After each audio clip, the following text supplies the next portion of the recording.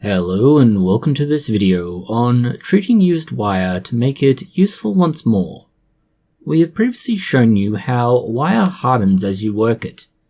It is uncreatively called work hardening. The process is twofold. The first is the act of bending wire when applying it to your bonsai. This helps to move the metal molecules in the wire until they are arranged in a rigid crystalline lattice. This makes the wire hard and brittle. The other element is the change in temperature over a year. As it is heated and cooled at a low level, the metal in the wire hardens. This is the same thing as bending the wire, just via heating and cooling processes. It is why wire becomes unusable over time when you apply it to your bonsai. It is also why you cannot reuse wire that has been applied to your bonsai without some sort of treatment. Hardening happens to both copper and aluminium wire. There is also a certain irony in how it happens, and how you will then solve it. Annealing is a process used for metals where you heat a metal and let it cool down slowly. Unlike the process to harden metal, this is a much higher temperature initially, and it cools very slowly. This leaves it soft and ductile, otherwise known as flexible. The temperature has to be careful not to be so high that it damages the wire, or worse yet melts it, causes it to harden, or be too cold that it does not anneal. Both copper and aluminium have somewhat similar temperatures for annealing, but they are also somewhat different. Copper needs to be heated to between 370 and 650 degrees Celsius. This is circa 700 to 1200 degrees Fahrenheit. This can be done any number of ways, but a blowtorch or similar is the best option as it's able to reach these temperatures relatively easily, and if you've set this up correctly, it's not something that you need to use for very long. Once your wire is this hot, you can leave it in an open environment to cool. You may not have access to an infrared thermometer or similar to read how hot you have made the copper. A simple test for this is to use soap. Once the soap turns black, you've reached at least 350 degrees Celsius. The copper wire should, once it is cooled, freely bend. It will, however, appear darker if not black from the process of heating it.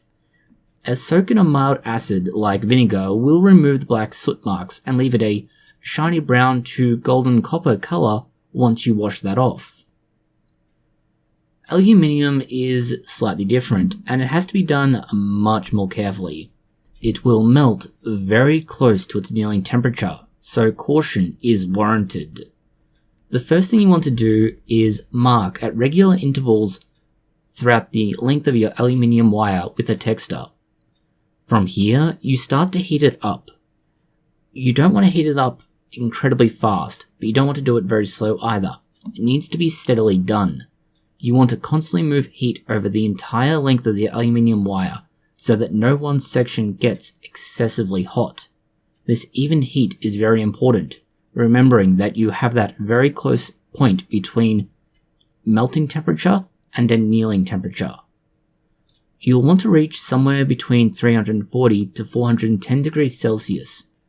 Again, in Fahrenheit, this is somewhere around 650 to 770 degrees.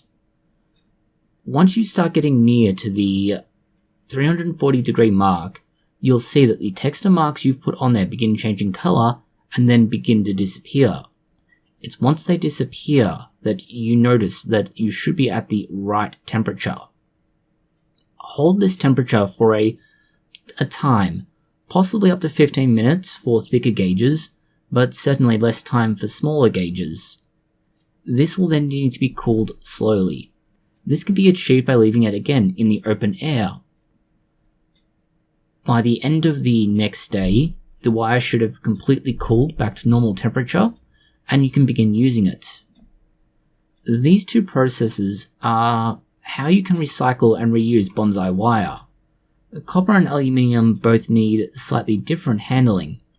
Of the two, aluminium is more difficult, but it is also much more common, so you are likely to see it more often and have more on hand. which, if you are trying to be at least somewhat thrifty, might make it worth annealing a large batch of recycled wire to reuse it again. Thank you for watching this video. If you found it interesting, consider liking, sharing, and subscribing. Please post any comments, questions, or suggestions you have below.